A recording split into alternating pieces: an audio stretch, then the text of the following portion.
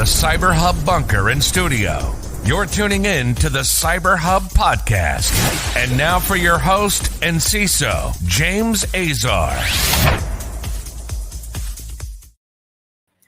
Well, everyone, good morning. Happy Wednesday, October 20th, 2021. I hope everyone's having a great week so far. It's been good. We're back on the groove, ready to make things happen here today. We've got awesome stories coming up on today's show, but please make sure to subscribe if you have not subscribed to the show yet. CyberHub Podcast on your favorite podcast listening platform. I'll be dropping a brand new CISO Talk episode tomorrow. You don't want to miss it. It's from a live recording I did last month. A great conversation. It'll feature Kevin McGowan and one of my friends over from Simulate. Don't miss that. That'll be dropping tomorrow. So don't be afraid to miss it. Also, tomorrow, the Practitioner Brief, joining me will be the one, the only, the legend Roger Grimes will be here with me to do the Practitioner Brief and wrap up this week. So stay tuned. Make sure you're here tomorrow. Don't not miss it any sort of way. You'll definitely want to be part of that.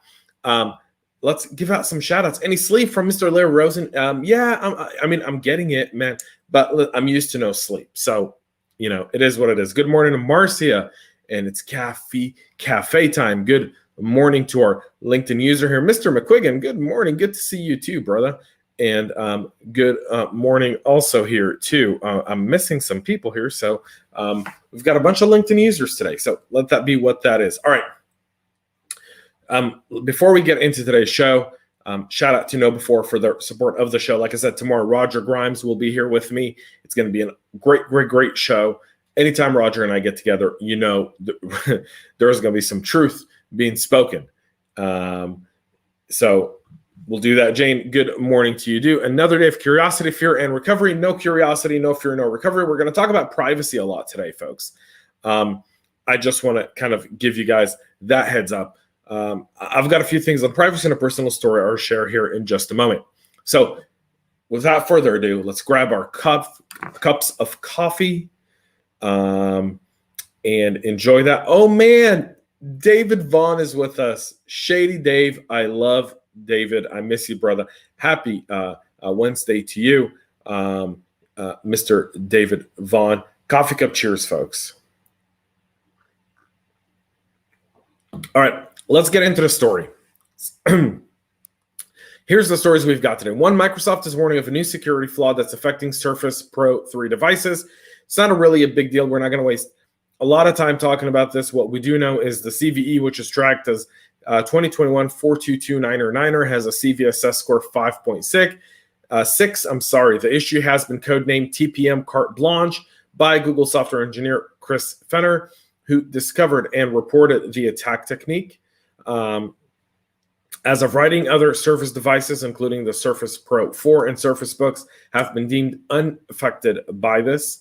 One of the things about this is the devices that use the platform configuration registers to record information about device and software configuration to ensure that the boot process is secure. On these devices, a vulnerable device can masquerade as a healthy device and make its way into your environment. So if you're using any of these within your environment, please make sure to pull them away. Oracle, kind of the business bleeding edge of every major corporation in the country, released their patch Tuesday for October with 419 security patches across their entire portfolio. 36 of them deal with critical vulnerabilities, one of them featuring a CVSS score of 10.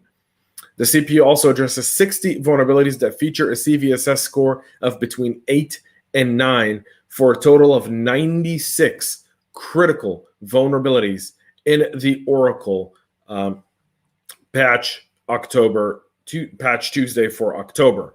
The MySQL received a large number of fixes, namely 66 of them.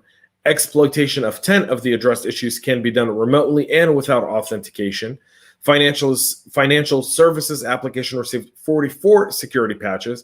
26 out of vulnerabilities could be exploited by remote unauthenticated attackers. And Fusion middleware received 38. 30 security holes can be remotely exploited without authentication as well.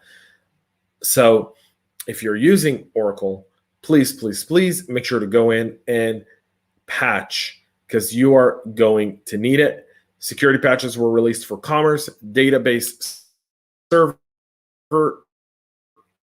S-Base, Enterprise Manager, Golden Gate, Graph Server, and Client, Data Services, Secure Backup, Sybil CRM, Supply Chain Systems, Utility Applications, and Virtualization. All have had a patch released and require your action in order to make sure they don't get taken advantage of, because as you can tell, over 100 of these can be taken advantage of without authentication by a remote attacker. We'll move to our next two stories, folks. And our next two stories is about the shift of culture in security and how it can have downstream impacts to our organization, our security posture, and also to how our users interact with technology going forward. All of those are critical parts of any practitioner. See, it's not just about knowing the vulnerabilities or the patches, but it's about understanding and recognizing human behavior and the behavior that humans are asking and how business is providing it, because they're going to make those interactions while they're on our clock. There's nothing wrong with it, but we should be made aware of it. And also look at how could it impact our organization and our security posture in general. This one comes from our friends over at Brave. It's one of my preferred browsers. They've actually ditched Google for their own privacy-centric search engine. Its own no-tracking, privacy-centric Brave search is now the default search engines for new users in 5 different regions.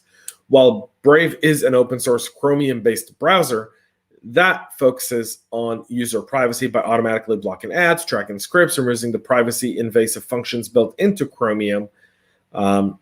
Historically, Brave used Google as its default search engine when searching the address bar. However, because of how Google runs its search, including tracking user activities, behavior, interest, it was not a good fit for them. So today they announced their own privacy-focused Brave search, which has now become the default search engine for new users in the US, Canada, and the UK. Brave Search also replaces Quant in France and DuckDuckGo in Germany. Today's Brave desktop browser update version 1.31, as well as the Brave Android app version 1.31, as well as the Brave iOS app version 1.32, all automatically offer Brave Search. Brave users can easily choose a different search option if they prefer by managing their search engines as well.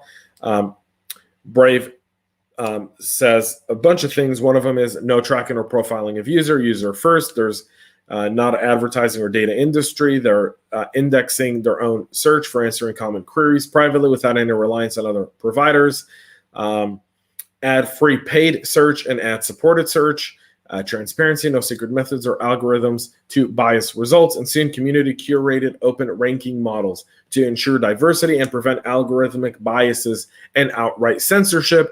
Seamlessness, best-in-class integration between the browser and search without compromising privacy and openness.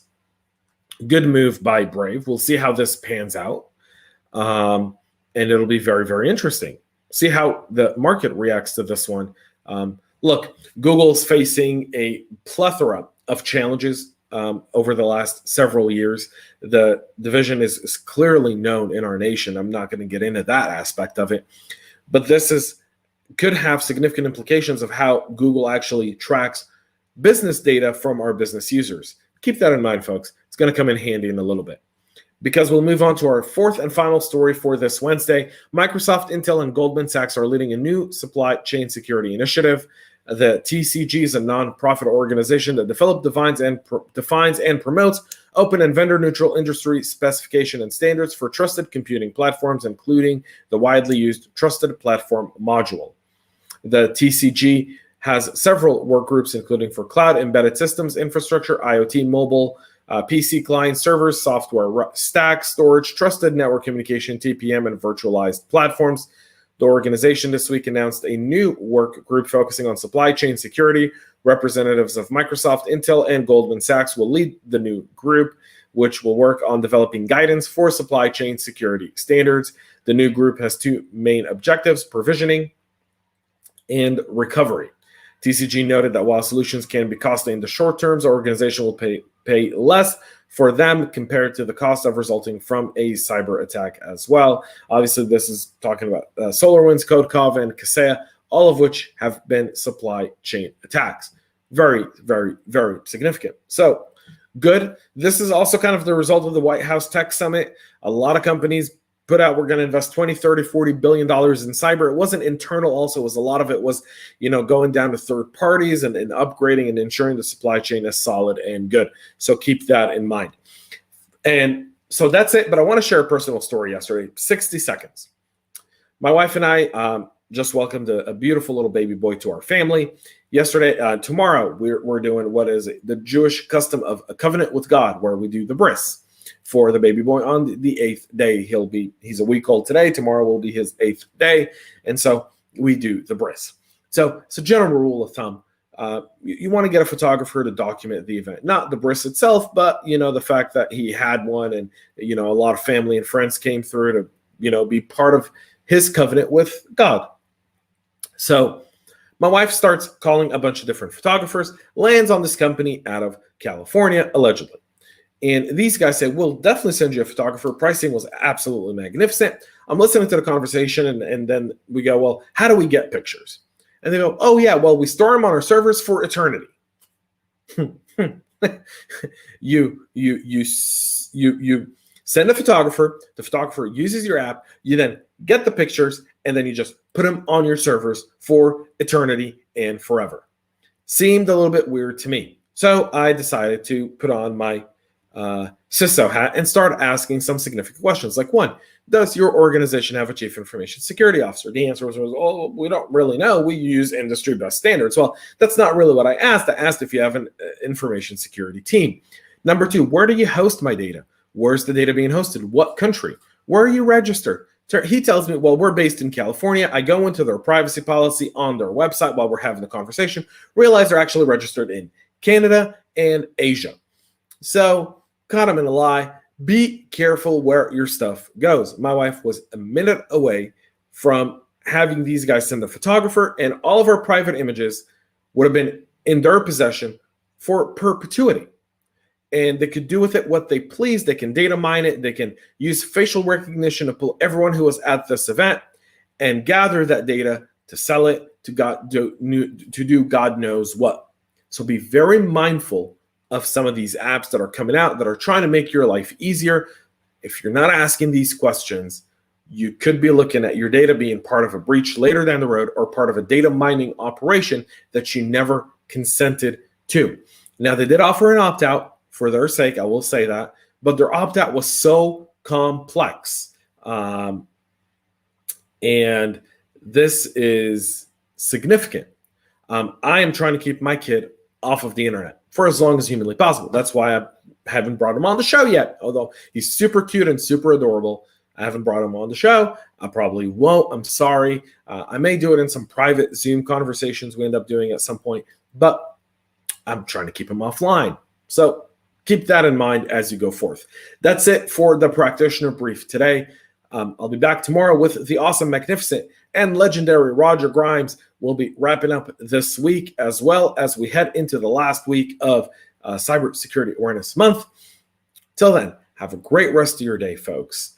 Ask questions. Don't be afraid. Cyber is done.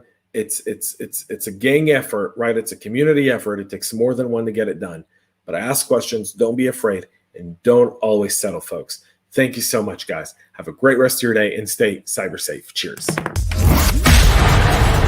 We love feedback, so make sure to connect with us on social media and subscribe to our podcast on your favorite podcast listening platform.